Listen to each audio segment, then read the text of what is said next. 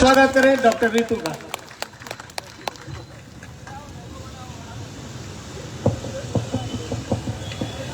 जय भीम। ऐसे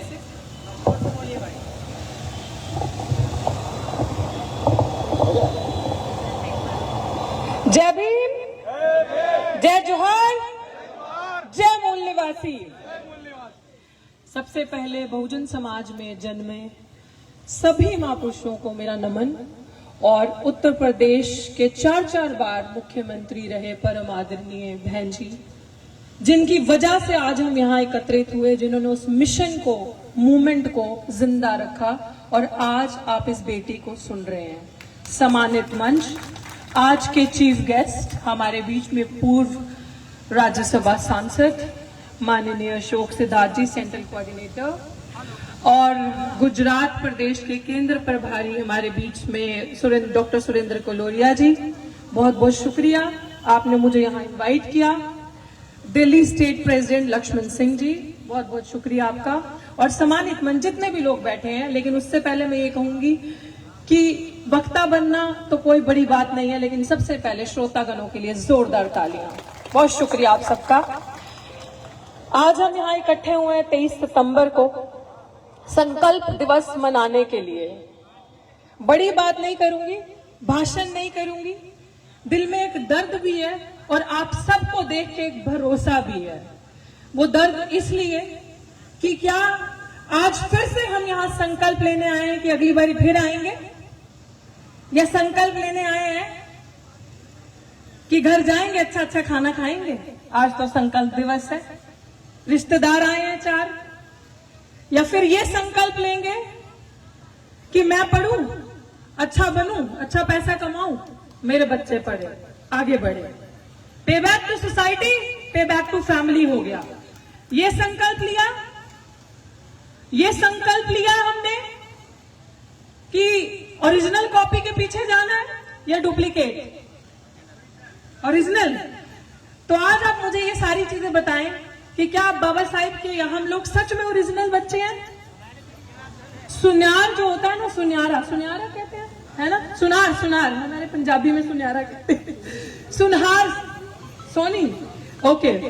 और कपड़े वाला या कोई भी बिजनेसमैन वाला, उसको अपने प्रोडक्ट की ना असली पहचान होती है। सुनार अपने आप को बता देगा कि असली, डायमंड मर्चेंट बता देगा कि असली हीरा है या नकली हीरा है। आप सोने के वाले के पास जाओगे, वो बता देगा गोल्ड स्मिथ ये असली सोना है या नकली सोना है। कपड़े वाले के पास जाओगे तो वो बता देगा ये असली कपड़ा है तो ये नकली कपड़ा है। तो क्या हम लोगों को कब पहचान होगी कि नीला रंग असली कौन सा है और नकली कौन सा है? मार्केट में इतनी डुप्लीकेट कॉपी आ चुकी है जो बिल्कुल आपको हूबहू एक जैसी लगेगी। तो क्या वाकई में वो ओरिजिनल कॉपी है? क्या हमारी नजर इतनी तराछी नहीं है? क्या अब हम इतना विजन हमारा कम हो गया? क्या हम ही बाबा साहब के ओरिजिनल बच्चे नहीं रहे जो पहचान नहीं पा रहे हैं? हम गर्व से कहते हैं कि बीएसपी की क्या पहचान, नीला झंडा, नीला झंडा, नीला झंडा। तो कौन सा निशान? हाथी निशान। नीला झंडा तो है, लेकिन निशान कौन सा होगा? हाथी निशान। मैं आपको यही चीज बताने आई हूं।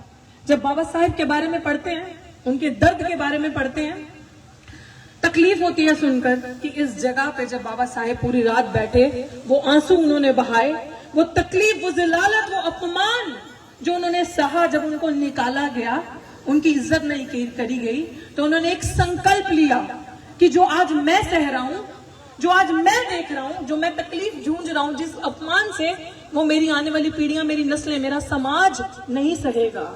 और एक संविधान लिख के हम सबकी किस्मत बदल के चले गए। ऐसा ही हुआ? क्या उस कर्ज का बदला हम चुका रहे हैं?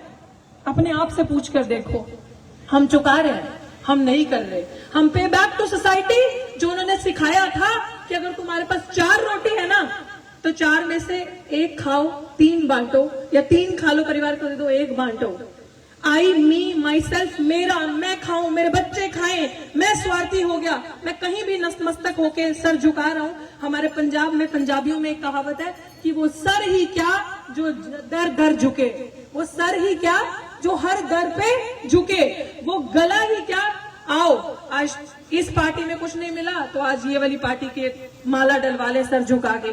इस पार्टी ने हमें वो नहीं दिया एमएलए एमपी बनने का रास्ता, तो दूसरी पार्टी में जाके सर झुका के मालाएं डाल ले। ये मिशन चलाओगे? मूर्ख किसी और को बनाना बे।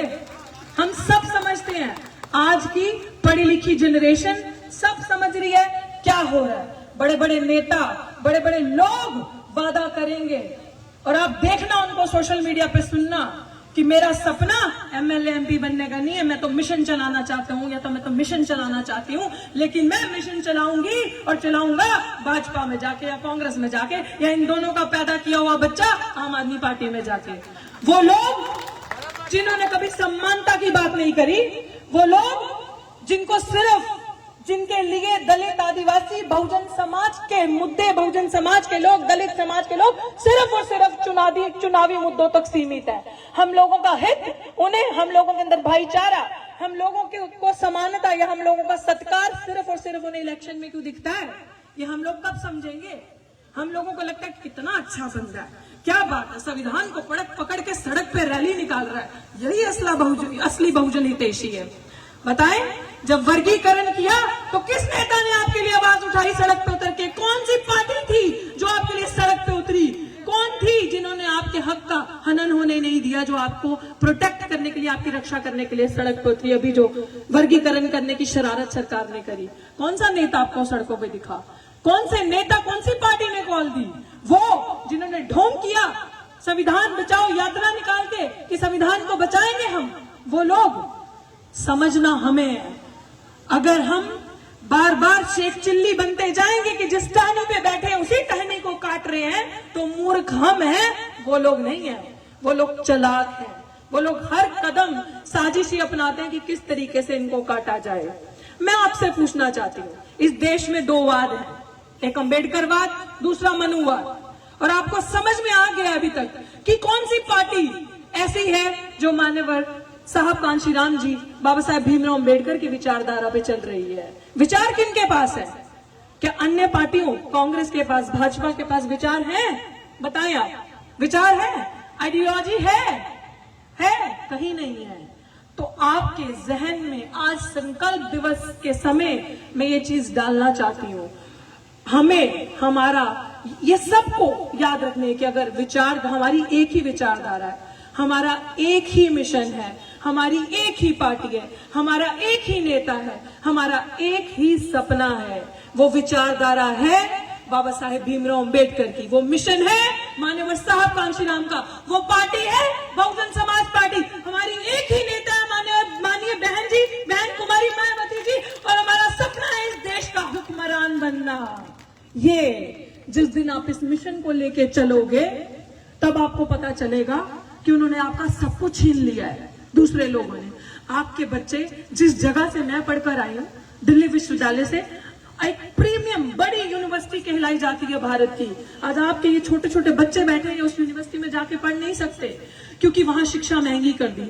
वहां एनईपी, नेशनल एजुकेशन पॉलिसी जैसी पॉलिसीज लाके सरकारों ने आपके बच्चों के रास्ते रोक दिए। आप और हम नहीं दे सकते अपने बच्चों की 6 महीने की 3-3, 3.5 लाख रुपया फीस सरकारी विश्वविद्यालयों में, सरकारी जगहों पे, सरकारी इंस्टीट्यूशंस में नहीं दे सकते। आपके लिए दरवाजे बंद कर दिए गए। वो क्यों किए? वो सरकार जो प्रोजेक्ट, लोग कहते हैं नहीं कांग्रेस ना अच्छी है, कांग्रेस में फिर भी सांस आता था, अच्छी है। क्या अच्छी है? पूंजीवाद, अगर प्राइवेटाइजेशन कोई लेकर आया था तो वो सबसे पहले कांग्रेस लेके आई थी। अगर आपकी 60 से 62 उम्र किसी ने रिटायरमेंट की करी थी, वो कांग्रेस लेके आई थी।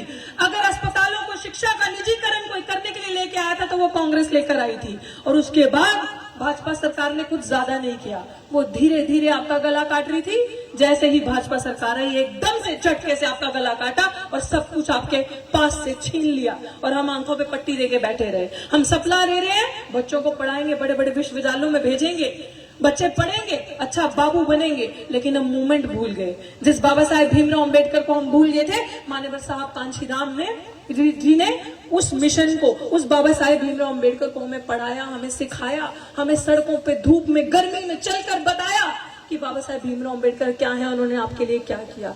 और वही चीज आज मैं गर्व से कहती हूँ महिला होने के नाते, और आप सबको गर्व करना चाहिए इस बात पे कि हमारी नेता एक महिला है, हमारी नेता एक महिला है, बहन कुमारी, आदरणीय बहन कुमारी मायावती जी है।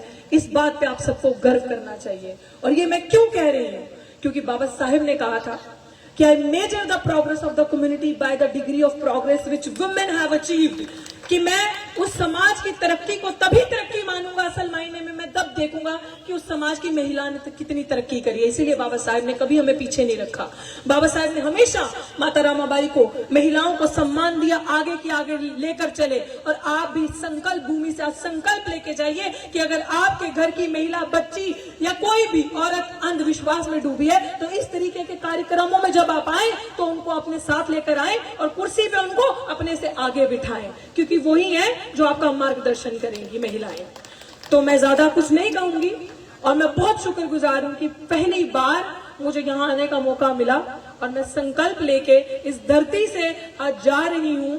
जैसे मानीवर साहब ने कहा था कि मुझे ना बिकने वाला समाज चाहिए, ये डॉक्टर रितु आज संकल्प लेके जा रही है कि ये सर जो है कभी दर दर नहीं झुकेगा। और यूट्यूब का आज माध्यम है, यूट्यूब के माध्यम से ये चीजें सदा सोशल मीडिया पे रहती हैं। और मैं चाहती हूँ कि कल को जब मेरी आने वाली नस्लें दुनिया में आए तो मेरी जनरेशंस मुझे देखकर लानतें ना दे, गालियां ना निकाले, वो ये ना कहे कि जब हमारा सब कुछ हो रहा था तुम कहाँ थे।